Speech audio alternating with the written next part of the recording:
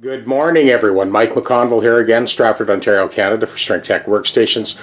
We have two Gibson guitars. Both of them were in for neck surgeries. Two very different jobs. This is Jody's spectacular Flying V that came up from Reading, Pennsylvania. And Darcy's done his magic there and rubbed it out. I put this soft cloth over top of the leather, which leather's normally fine, but because this is freshly rubbed out nitrocellulose lacquer, you know, I don't want to put a breath mark on this thing.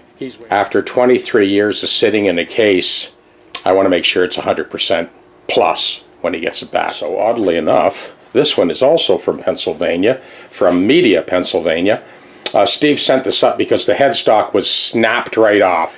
So it was a neck surgery. It has been completely restored, and we're on the home stretch with this one as well. So we're going to do the final assembly on both these guitars, pack them up and get them ready to ship. I'll give you an overall synopsis on both of these guitars and how they were very different neck surgeries, very different techniques. So this will be a very valuable video for all of you guys that have your neck surgery kits and TechDecks, especially the new guy from Gibson Brands down there in California, Ryan. Two very different case scenarios here, this Les Paul and the Flying V, and we'll keep you in the loop as we go. And now that Darcy has finished working his magic, we're going to put this back together. So I thought that it would be more informative for you to see me actually reassemble this whole thing. It'll give you a better idea of exactly what's involved step by step, what I did, why I did it the way I did it. This truss rod has already been adjusted before Darcy took it for the final touch-up. I did all of my final adjustments. Next, I have two screws, and I've turned the outside heads of those screws so that they drop right in to the hole in that compensated nut. I had to watch the diameter. It couldn't interfere with the string path in the slot. There was enough room to put them in without disrupting the flow of the string through the nut slot.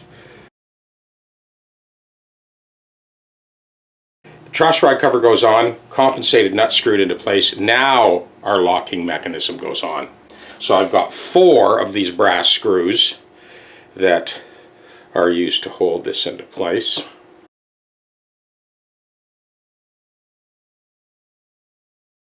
We don't need a lot of force to actually hold that down. It's really a matter of just indexing it so that it doesn't shift one way or the other when it's under string load. So that's it. Our string lock mechanism is behind the brass compensated nut, and that's basically what you got. There's not a lot of forgiveness here, you know, between those fasteners. One way or the other, a couple of thou, and this would not work. And what's nice about this is these blocks can actually turn a little bit to accommodate the splayed strings. So it's a lot better than your typical stock nut that's really designed for strings to go straight off the back of the nut. This one's a little bit of a different story. I'm putting these on just for sort of visualization and explanatory purposes, so you can kind of see how I did it, why I did it the way I did it. There's just a little bit of room for that to pivot on the outside, and then the middle one is straight. It goes for the 2 middle strings.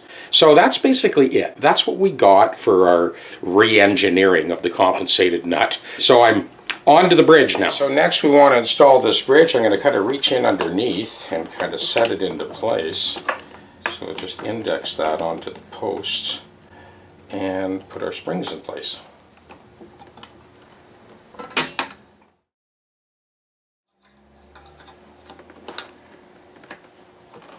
So we simulate that string tension by, and it allows us to index the bridge by sticking those tongue depressors under there.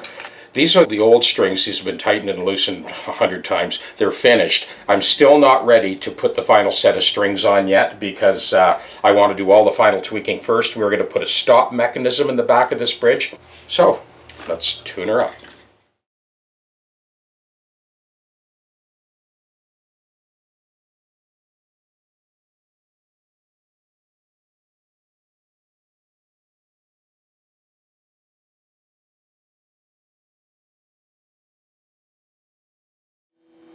Well, Jody, the moment of truth has arrived, buddy.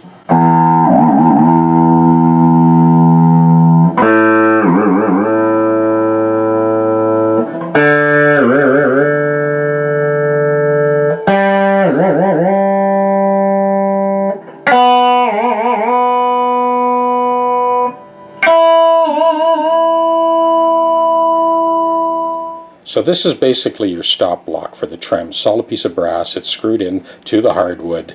This is dive only, as we discussed, and this thing is locked and loaded.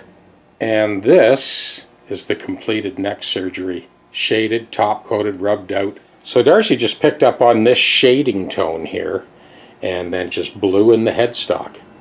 And that's it. Done deal.